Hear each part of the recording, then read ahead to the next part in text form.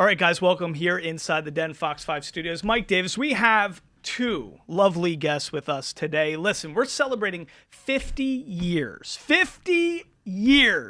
of the Mrs. America pageants. We have with us in the studio right now the great Elaine Marmel, president and co-founder of Mrs. America Pageants, and the reigning Mrs. America is here with us.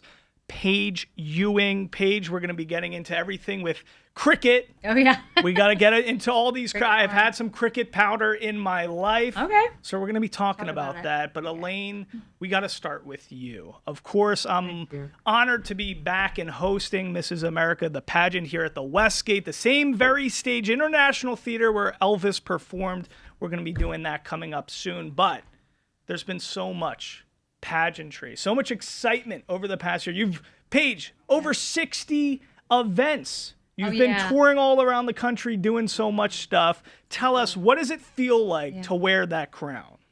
An honor that sometimes I don't even think I deserve. It's incredibly humbling because last year when I came to compete, I had 46 women from across the nation in my class. Any of them could have been Mrs. America. I still look at them and I'm in awe of what they do, who they are, how they represent their families and their states.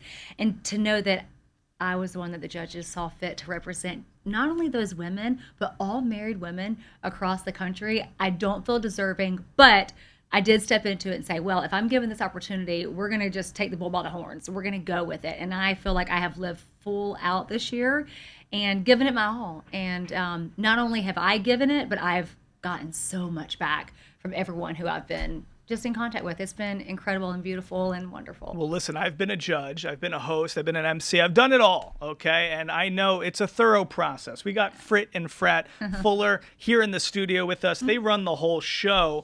Maybe we'll introduce them to you guys in a little bit. But I know what it's like, and it's a thorough process. Elaine, from the beginning, 1977, you and your late husband, the great David Marmel, a guy who not only was a veteran but played for the Chicago Cubs, you and him both. With them. He really did. He started with you the Victor Awards, which was a sports ceremony, a thing that, was basically the Academy Awards, but for sports. And it was all because of the City of Hope Research National Medical Center, which you guys had created this great event. Before we get into Mrs. America, tell us a little bit, because this is Sound Off Sports, tell us about the Victor Awards and what it was like to be alongside your soulmate creating such an incredible, memorable event. Well, David Marmel was a sportsman. There is no question about it. And his love was, I must say, baseball, and a true fan of the game. His vision was there were awards for all the other shows, the Emmys, for Broadway, the Tonys. TV, the Tonys for Broadway, the Emmys for television, but there wasn't a real sports awards show. There were a couple that tried, Cavalcade of Sports, some years back, and with high celebrities like Gregory Peck, I think, or a Charlton Heston. But it only lasted a couple of years. And so he just felt he took the reins, went to Sports Illustrated. Okay, they loved the idea. We put together a ballot, 3 athletes in each category, including college and including the Olympics. Winners of the Olympics. Wow. And through those 40 years, we had everyone on it. The Jesse Owens, the Muhammad Alis, the Jerry Wests, you just name it. Marvin Hagler. Wow. The biggest Gordie names. Howe, the great Gretzky. Wayne Gretzky. Yeah, all the legends. So, I mean, and this is before we know about the ESPYs and everything of that nature, how ESPN has now taken it and run with it. But the Victor Awards was the first, concept in that, big gala evening Oscars ceremony that really Absolutely. celebrated sportsmen, and of course the biggest of the biggest when it comes to Jesse Owens and Muhammad Ali and all these legendary sports figures, but also just activists and great human beings. So that really parlayed into so much success. But you guys in '77 actually took a defunct Mrs. America pageant that was actually just no longer in existence, because it started Mrs. America back in '38, I believe. Exactly. And then in '77, you guys revitalized it. What did you bring as producers, as people who really knew entertainment and the show business industry? How did you make Mrs. America, this pageant, bigger and better than ever? Because we realized that the greatest natural resource in America is the married woman. Wow. There was a competition for Miss and for Miss that, but they all missed the point. It's the married woman. If the husband goes out to buy a car, he buys the car, but who picks the color? Okay? And that goes with all the wonderful, wonderful things that the married woman is involved with, besides raising a family. Okay? And what is important? It's important that she's out there, that she speaks on all levels, on every level of health, on family, on tradition, and showbiz.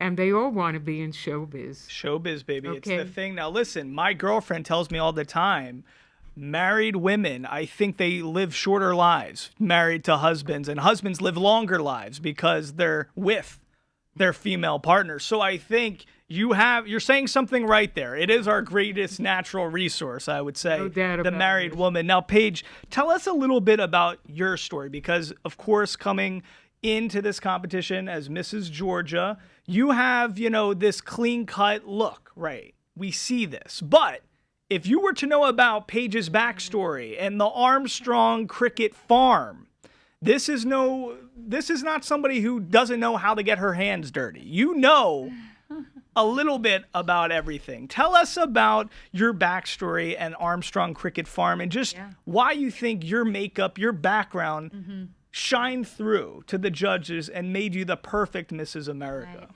Right. I hear you say I look like the typical cookie cutter. Yes. Someone said, you're like the epitome of the, American Barbie. And hair and makeup can go so far, but underneath it all, I am a country girl. I was born and raised in West Monroe, Louisiana. If you've ever heard of Duck Dynasty, Duck Commander, wow, that was my hometown as well. But my roots are in South Georgia, in Glenville, Georgia. If you've ever eaten Vidalia sweet onions, we are one of the world's largest growers of Vidalia sweet onions. It's a farming community. And also in Glenville is where the world's first ever cricket farm started. My great-grandfather, 1947, 79 years ago, started breeding crickets for fishing. And so in that community, everyone knew, go to Tal Armstrong's house, he's got crickets. And he thought one day ants had infested the cricket barrel. They had reproduced. Oh my So a gosh. light bulb went off in his head. He said, well, maybe I've got something here. And so 4 generations later, my sister and I, we actually inherited our family cricket farm after our father passed away 10 years ago.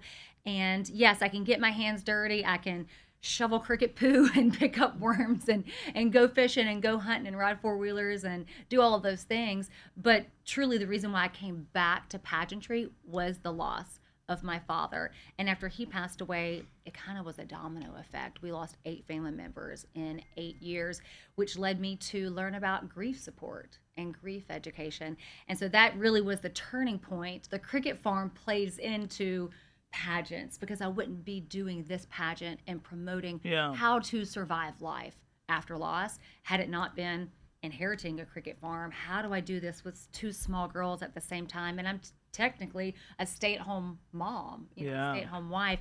So you learn really fast how to pull yourself up by the bootstraps, and also how to rely on community and other women to help you. I think it's through it. special because you guys are definitely sisters in strength with that. I know, Elaine, ever since I've known you, you've really kept the memory alive of David in such a beautiful way, and there is so much grief in losing somebody that is part of your heart and who you love, but you've kept the memory of David alive. I'm sure you're keeping the memory of your father alive as you're going through this whole journey. Tell us the physicality, as this is Sound Off Sports, the physicality of going through pageantry. I know a little bit about it. Frit and Frat Fuller, they know what I'm talking about because I've done many live segments over at the Westgate with the Mrs. America pageant, wearing heels, doing it all. And I couldn't walk for a week after putting on heels. My ankles. Did you really have on heels? Oh my God! They know. They're saying I was fabulous. But it was hard for me to walk. My ankles, they were bruised up. It was like doing sprints on the beach. How Olympians do that. My ankles were jacked up. But the important thing is to know that I've seen the behind the scenes and what it takes to really be on. Just like I have to be on as a talk show, is to be to win pageants and to stand out. You have to be on, you have to be looking good, you have to be feeling good, you have to be emanating a certain kind of light. It's not just all about physicality, it's about the insides coming out and shining through. Exactly. If somebody's watching this interview right now and they were like, you know what, I want to be Elaine, I want to be Paige Ewing, I want to know what it takes to emanate that light, to show that light. I mean, you can't fake it. We know you can't fake it. So you got to have it within you. But how can you work to become Paige Ewing? Well, that sounds like it's some elusive thing that's impossible, but it's really not. I don't want anybody to become Paige Ewing. I want them to become the best version of themselves. And I think that the only way to do that is a 4-part aspect. Think about your whole being as like a car. It's made up of 4 wheels. Wow. And all those wheels need to be turning at the same time. And those wheels are made up of mental, physical, emotional, and spiritual. You have to nurture those. You have to feed into those. If one of the wheels falls off, do you think the car is going to get down the road? No. So you can't neglect physical and just work on mental, emotional, and spiritual. Same thing. You cannot work on your spiritual, your mindset, all those things while just lifting weights and eating good food. They all have to work in unison and be aligned together to move forward, to go down that path, to take that journey to become the best version of who they are. And so that's what I did. I said, who would I want to be if I were Mrs. America, and what does that look like for me? And so I honed in on those 4 wheels, I guess you could say, of my vehicle, and been able to go down the road at the same time. And it wasn't easy. There's days where I'm like, I'm tired. I do not want to go to the gym. I really want to eat a cheeseburger. I'd rather have fries. And it's okay to do that sometimes. But majority rules, and however you spend the majority of your life, is going to default to your habits. And so develop good habits, develops a good lifestyle, and ultimately leads you to your destiny.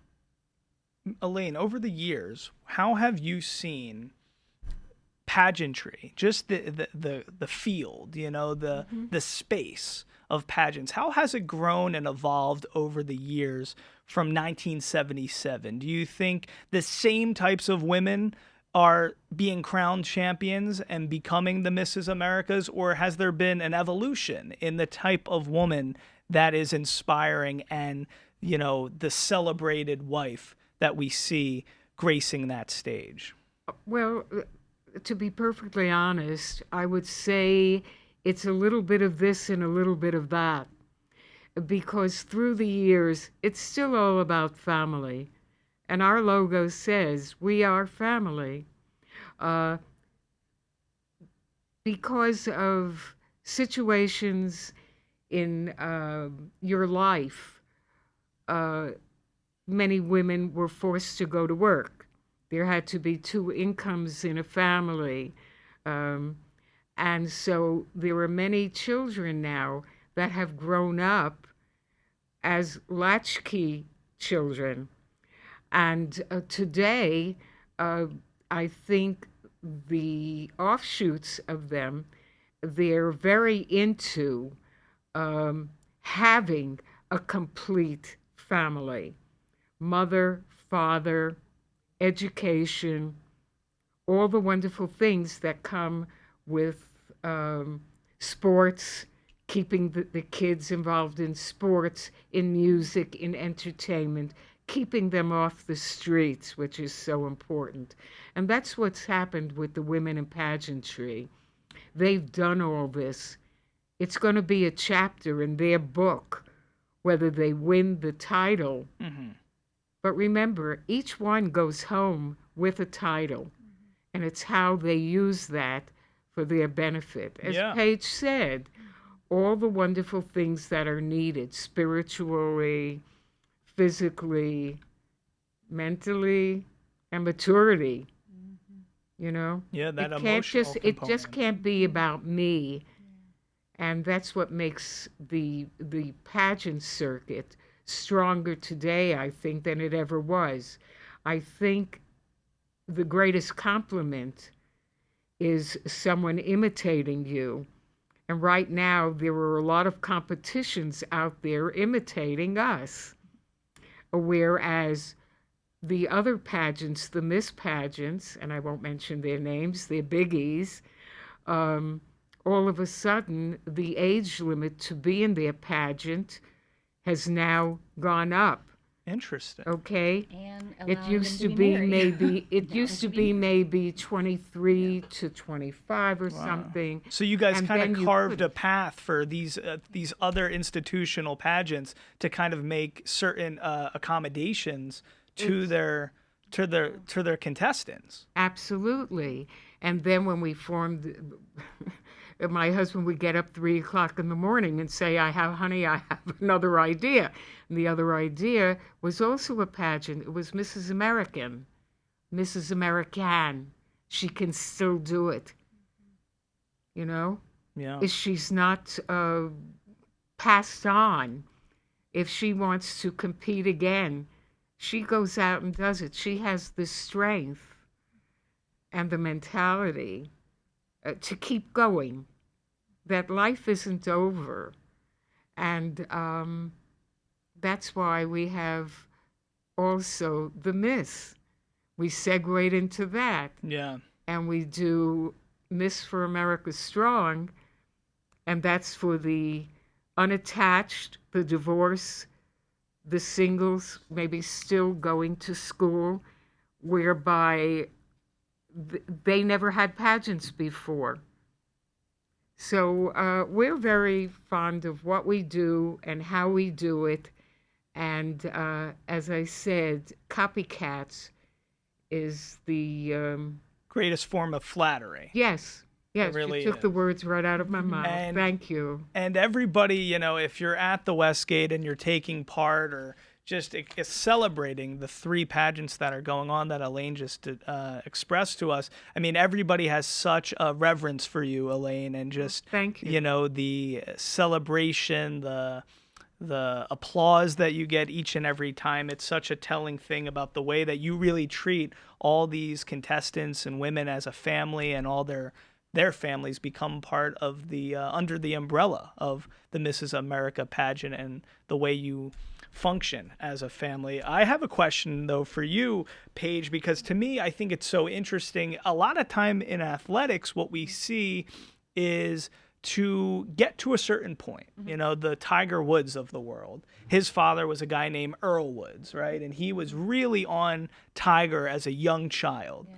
Tiger was 4 or 5 years old going on the Johnny Carson show, showing off his unique abilities. And a lot of that could be God-given, but a lot of that is also because his father, Earl, really had him working hard as a youngster. And a lot of the celebrities and athletes that we see that are so talented, a lot of it comes from their parents' desire for them to be that great. And we see people burn out. We see people do all different things. And some people reach the highest of the highs in their devoted field. To me, the parallels we see in this athletic space and in pageants is very interesting, that crossover. Yeah.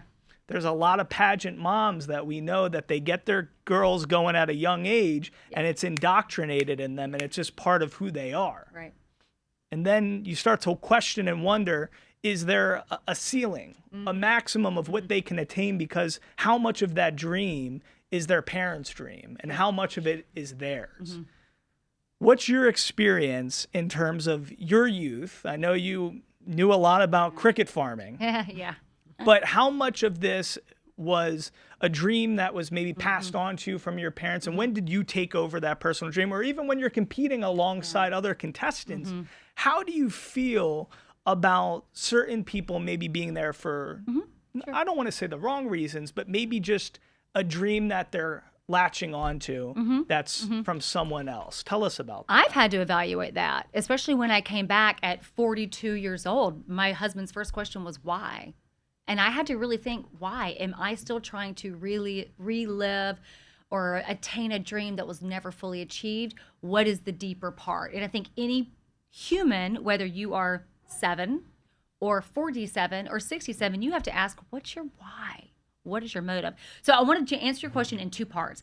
As a child growing up and answering the question of my parents, was it their dream? Did they put that into me?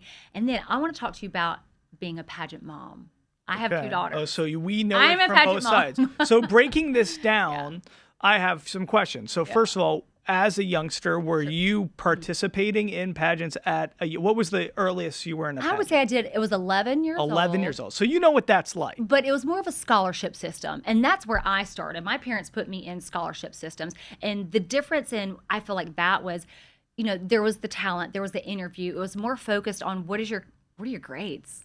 What is your community service? And so they saw where I could fit in, and I was a dancer, and I made really great grades. They're like, all right, well, let's hone in on what she's already doing well. So is the why instead of trying to fit me into a pageant box. Okay, so you're exploring, and they're just, if a child was taking to music, a parent might suggest piano lessons. Sure. It was the same kind of thing, and you took to it very quickly, I assume, and you enjoyed it. Yeah, and I would say my parents, they planted seeds, they planted thoughts. I have a very fond person in my life is my papa. He's no longer with us, but my papa, who would always say, oh, you look like you could be Miss America, or you could be a journalist, and so those little seeds that I think that adults that you admire and respect plant in you, you can either go, maybe I should look into it. So I feel like seeds are planted, and so I became to love it. I never would say my parents were trying to push me to do something.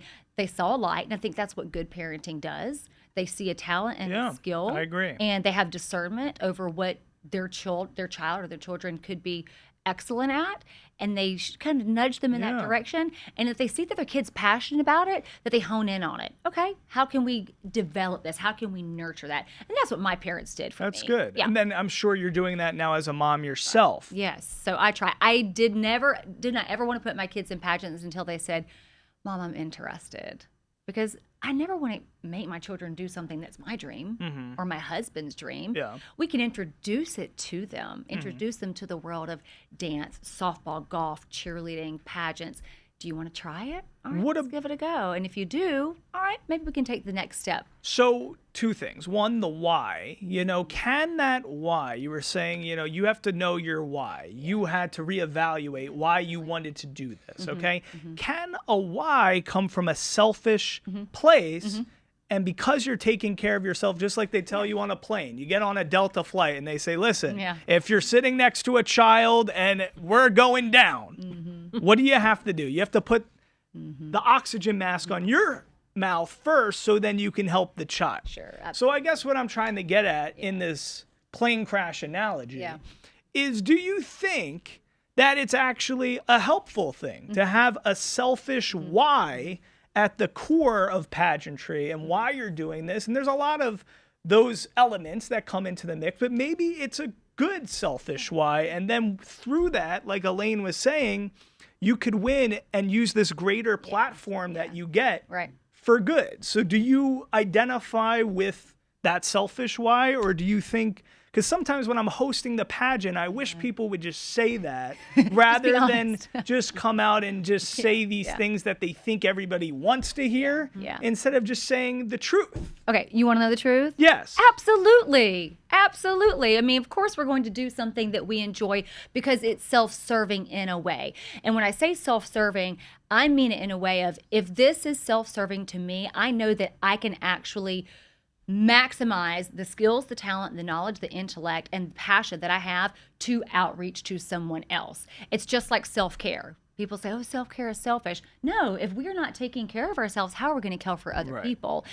And if we do not know what we need to thrive in the way that we were built to thrive with our talents and our dreams and our giftings, if we don't serve that in a way, whether it's through pageants whether it's through nutrition, exercise, sports, going out dancing, going out dating. If we don't self-serve in that way, how are we going to maximize what we can do to give back to other people? Yeah. So absolutely. Okay, I'm happy to hear you say that. Now, Elaine, this is what I want to know, because you're like a mama bear for all these beautiful contestants that we have inside and out through the Mrs. America pageants. And I think one of the things I question and wonder as a 34-year-old and thinking about starting a family and all these things is how social media has really changed and shaped so much of our experience in life. And I know you're somebody who protects all these women. You consider all these women.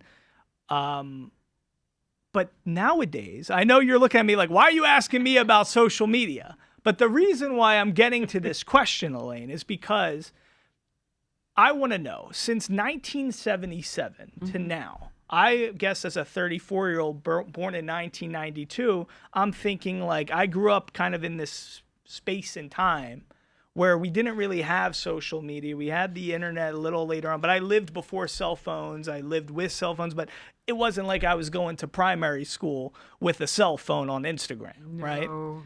I guess what I'm trying to get to is, and the reason why I'm posing the social media question to you is because I want to know, tell us what it was like. 1977, when you and David are kickstarting Mrs. America pageants, was there always sometimes I don't want to say hatred, but an animosity that you could feel from outsiders on how they would critique and try to cut down certain types of contestants? Were there ever, I'm not even saying within the organization, but I'm saying outsiders, people who are always looking for a reason to cut somebody down? Is that something that has always been pervasive in our society, or is this something that has grown a lot over the years? What's your take on all that? No, I come from an era where there's radio. Remember radio? It was wonderful. Okay. As the years went on, people did things for people. Public relations people went out. There were wire services. Not everyone had a phone. I didn't have a phone until I was 11 years old in my parents' house. Right. And so coming from the great state of Brooklyn, if you needed a phone call, you went across the street to the candy store, or if you got a phone call, they'd send someone from there to you. If you're talking about today's social media, I think electronics is a sensational force, okay? However, I think it's greatly abused. And that's my problem with social media. I think,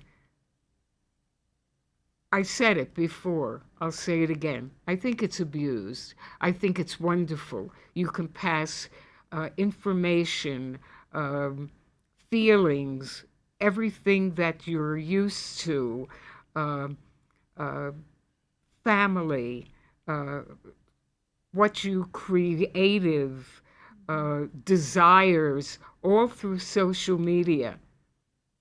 But I think because we're so into it, there isn't anyone that doesn't have a phone. Today, you're afraid to do something offhand because someone will take a photograph, with their phone, and all of a sudden it gets blown out of proportion. So is it a wonderful media? To some degree it is. And I have wonderful people who do depend on it. Let's put it that way. Well, we have a wonderful system. You have a great staff, and your guys are doing a lot of those things. I was just going to say that we haven't mentioned them. We have our pageant coordinator, our VP coordinator, all those people that are behind the scenes that weren't even mentioned, that really put that side of it together. I'm very curious, as I've been a part of hosting so many of these pageants with your great organization, how pageants in a lot of ways, I think, is a mirror to our society in so many ways. And I think with social media, to me, the way I see a lot of young people, old people, everybody in between, I think a lot of people march on their lives nowadays with sometimes putting on a face for the world that they think people are going to respond to positively, And I think, to me, as I've been a part of working with Frid and Frat and being a judge and all these different angles and machinations of how I've worked with you guys, it's interesting to me because I think realness and authenticity is the thing that shines through the most. And I think it's fascinating because I think whether you're in the pageant world, where a lot of people sometimes associate a fakeness that could come across from certain people who don't win, and then in our own society, unbeknownst to pageantry, there's a lot of that is in our society, in our world, each and every day. And I think it's a really interesting thing. So I think the same things that can take you to the heights of a pageant and winning and cream rising to the top are the same things that in our world can really be translated. And I guess that's what I was trying to get at. And I think there's so much divisiveness. There's so many people that are constantly looking for ways to cut people down. And I think the ranks of pageantry, I think, is shifting. And I think how a lot of people could have maybe have associated those things before, it might be the perfect landscape nowadays to really hone in on who you are and to break through barriers and to really make yourself known and stand out, where so many people are trying to fit in and give a singular answer to things that everybody feels like is the right thing to say and the perfect thing to say and the thing that everybody wants to hear. You can maybe learn through pageantry to find yourself, to then say the thing that other people would like to hear because it's true to you. I think that more people today are inspired by those ladies in pageantry. I keep saying in pageantry, I can only refer to ours. And when I see the caliber of women that do enter our pageants, it's thrilling. I've always been a backseat driver. And I was pushed to the forefront to see all of this, more of the actual pageant itself.